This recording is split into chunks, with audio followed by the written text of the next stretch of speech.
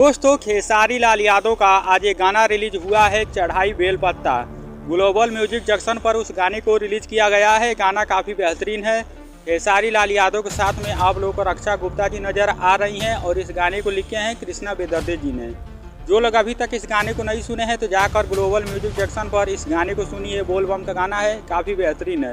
दोस्तों, मैं आप लोग बता दूं, अब खेसारी लाल यादव का रफ्तार रुकने वाला नहीं है। अब लगातार उनके गाना आने वाले हैं। दोस्तों, अभी खेसारी लाल यादव का गाना और उनके 3 गाने ट्रेंड भी कर रहे हैं और यह गाना भी आज रिलीज हुआ है ग्लोबल म्यूजिक जंक्शन पर, काफ़ी बेहतरीन है। अभी खेसारी लाल यादव का गाना अन्नपूर्णा फिल्म से भी आने वाला है, वह गाना भी बोल बम का होने वाला है। तो दोस्तों, आप लोगों को काफ़ी बेहतरीन और बढ़िया गाना सुनने को मिलने वाला है।